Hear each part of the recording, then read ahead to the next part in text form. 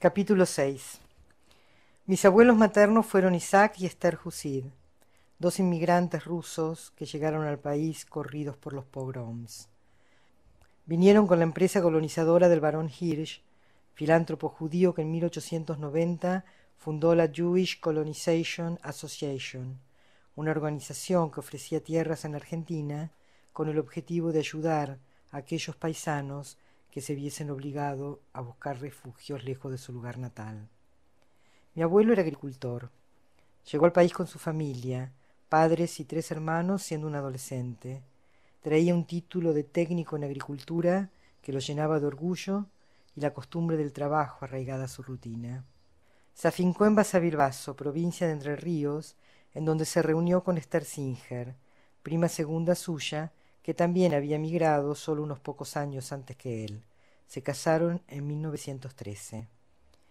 Esther era una mujer de carácter fuerte, que amante de los negocios y odiando las tareas del campo, pronto convenció a su marido para que se mudaran a Mansilla, un pueblo pequeño a 70 kilómetros de donde vivían. Con sus ahorros compraron en una esquina un local con fondo y vivienda, donde instalaron el almacén, que luego ampliarían hasta incluir ramos generales. En el terreno de atrás, Isaac plantó araucarias, eucaliptus y pinos que llegarían a ser los más altos del pueblo. Tuvieron 3 hijas. La menor fue mi mamá. La llamaron Adela, pero en realidad siempre fue Eta para todos. Tímida y dulce. Se crió como una buena chica de su tiempo y de su medio. Le gustaban la natación y los libros, y aunque nunca terminó la secundaria, porque para qué habría de necesitar estudios, compensó con lecturas desordenadas y compulsivas la falta de un título que le legalizara el saber. Tenía manos de maga y una creatividad silenciosa y humilde que ni siquiera reconocía como tal. Vivieron en Mansilla hasta su adolescencia y luego se mudaron a San Pedro, un pueblo manso a orillas del Paraná, a donde fueron los Husid, siguiendo a las hijas mayores, Sofía y Dina, que acababan de casarse. 10 años vivió mi madre en el pueblo aprendiendo a bordar y nadando en el río, transitando un noviazgo largo y aburrido que finalmente se animó a cortar. Pero, a pesar de sus muchas bondades, no era San Pedro un buen sitio para conseguir marido.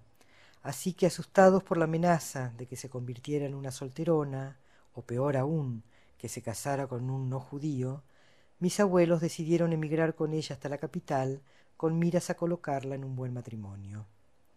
Empezaba 1947 y acababan de instalarse en Buenos Aires.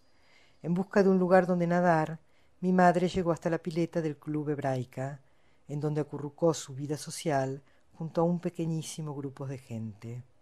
Era una joven retraída, con buen porte y mejores piernas, a quien la soltería le pesaba sobre todo por la ansiedad de sus padres. Se manejaba cómoda en su soledad, y sólo la sensación de no estar haciendo lo correcto, lo que se esperaba de ella, de no ser obediente, la impulsaba a mirar a los hombres como a probables maridos. Era la primera presidencia de Perón y la Argentina se dividía entre la alegría de los más necesitados y el rechazo de la oligarquía y parte de la clase media. Pero no era el país un tema que a mi mamá le preocupara. Sus inquietudes pasaban lejos de la política y los problemas sociales, aunque condenaba a Perón por dar asilo a los criminales nazis. Ya terminaba el verano cuando Delia, una de sus mejores amigas, le transmitió una tarde la invitación de su prima y el marido para tomar el té. Eta aceptó. Se puso un trajecito negro con cuello de terciopelo y casquete al tono con un tul que caía sobre la parte alta de su frente. Al llegar a la casa de Cecilio y Dorita Scliar, descubrió que además de ellos dos, se encontraba también un tercer invitado, un hombre con acento extranjero que le miraba las piernas sin el menor disimulo. Cuando la sentaron junto a él, se dio cuenta de que era una cita arreglada previamente para presentarlos. Sintió rabia porque no fue consultada, pero no dijo nada. Nunca decía nada. En cambio, decidió que se marcharía lo antes posible, sin dar la menor chance al polaco, que se dirigía a ella con una solicitud que la descolocaba. Era un hombre conocido, un ajedrecista famoso, y hablaba de lugares derrochando anécdotas entre risas y piropos. Ella se quería ir. Solo esperaba una pausa para levantarse, ya que su timidez no le permitía la descortesía de interrumpirlo. pero él adivinó sus intenciones y se puso serio. Informó que había perdido a su familia, que estaba solo, que en pocos días más cumpliría años y no tenía con quién festejarlo, que si le permitía el atrevimiento, le gustaría celebrarlo en la casa de ella, conocer a sus padres. De ninguna manera. Estaba dispuesta a retirarse en cualquier momento, decirle mucho gusto, fue un placer conocerlo y dar por terminado el asunto. Pero le dio pena y algo de curiosidad y un poco de ganas de asomarse a eso tan distinto que él insinuaba.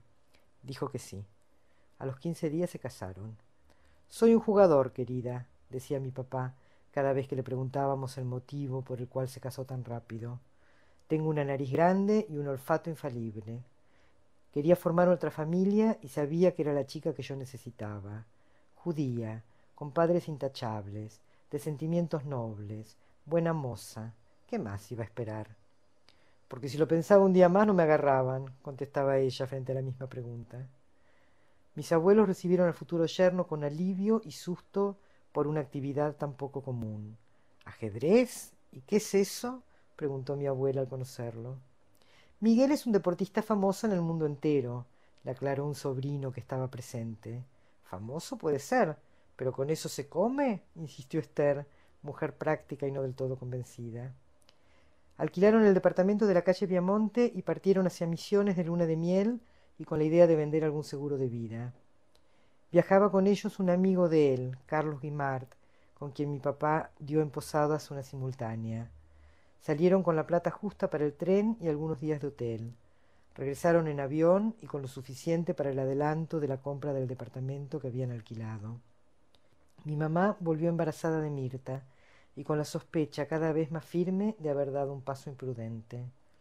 Su esposo no era un personaje común y ella dudaba de su capacidad para sobrellevarlo. El dinero era un tema de fricción frecuente entre ellos. Ese y la distancia de él, que oscilaba entre los viajes, su pasión excluyente por el ajedrez y alguna que otra historia de mujeres que cada tanto se filtraba hasta sus oídos. Sin embargo, ella jamás enfrentaría a sus padres ni ofendería a la sociedad siendo una mujer separada, menos entonces que estaba embarazada. Y aunque se animara, ¿con qué se mantendría? Nunca había trabajado y tenía dificultades en el manejo de la economía. Era una hija menor mimada, protegida y educada para que un marido decidiera por ella y le suministrase los medios para subsistir. No había espacio en su pensamiento para actuar por sí misma, decir basta, decidir que podía. No le resultaba fácil la vida exigida por este hombre atípico que frente a cualquier dificultad explotaba como una tromba en ataques de furia que, aunque pasajeros, la dejaban dolorida y sola. Él planteaba la rutina a una velocidad que sus tiempos de provincia entorpecían. Quizás en esa época le nacieron los ojos tristes que le conocí, esa resignación cansada que tantas veces intenté sacudir sin éxito. El día que me muera, quiero que pongan en mi lápida: aquí yace un hombre que supo vivir, pedía mi papá. En la mía que diga: y aquí una mujer que supo sufrir, agregaba ella. Mucho tiempo después, solo cumplimos con el deseo de él. Un año más tarde del nacimiento de Mirta, mi mamá volvió a quedar embarazada, y mientras lo acompañaba a jugar un torneo, sufrió un aborto espontáneo en Holanda. Hasta donde yo sé, esa fue la única vez que engendré un varón, el único hijo que hubiera tenido, decía él al relatarlo. Volvieron a la Argentina, ella bastante más triste, pero en buen estado de salud. Al tiempo Evita mandó a llamar a mi padre. Lo esperó en su despacho de la CGT, vestida con un traje que él recordaría como sencillo y elegante, y lo felicitó por el éxito alcanzado en el último certamen. Me preguntó por la salud de mi mujer después del aborto en Ámsterdam. Evocaba, asombrado de que Evita estuviera al tanto de su intimidad. También le otorgó un permiso especial para importar un Mercury de la época. Fue el primer coche que tuvo en el país y que conservó durante más de 10 años.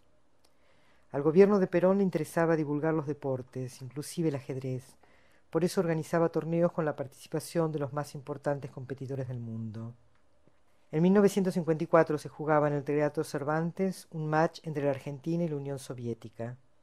Yo era primer tablero del equipo argentino y enfrentaba con blancas al campeón de ese país, David Bronstein, que era sobrino de Trotsky. En el lugar estaba Perón, y tras ejecutar los himnos de ambos países, el general se acercó hasta la mesa para realizar simbólicamente el primer movimiento, peón 4 rey. Era una jugada que favorecía la estrategia de mi adversario, que yo conocía muy bien. Hubo un aplauso y Perón se retiró.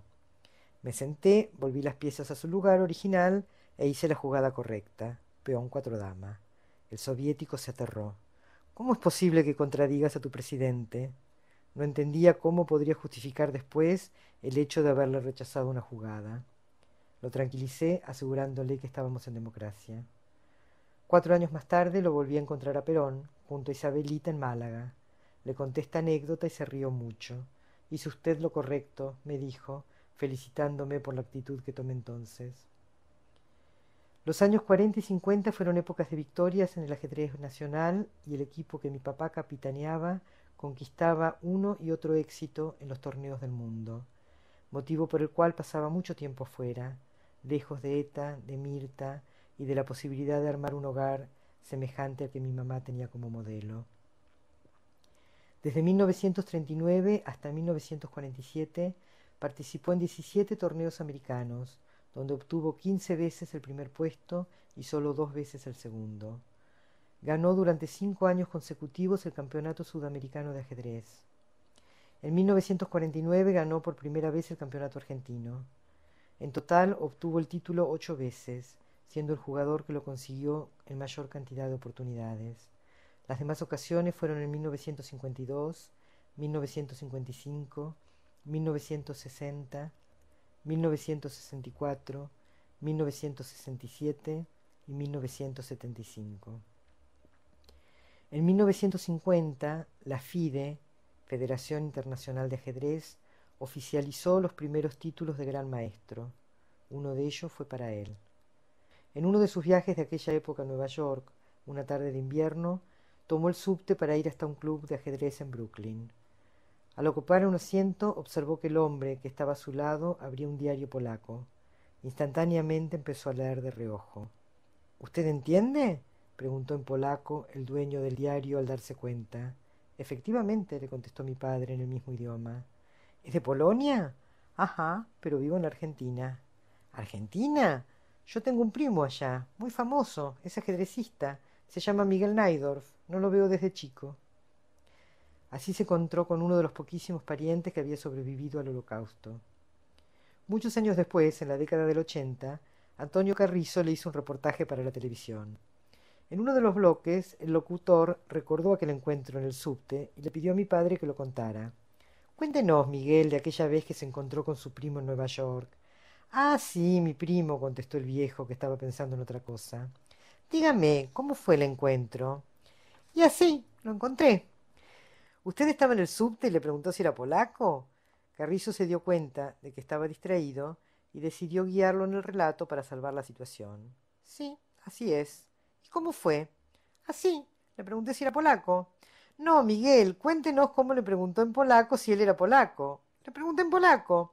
No, no me entiende. Quiero que nos cuente cómo le preguntó en polaco si era polaco. Ah, y así, le pregunté, ¿Are you Polish?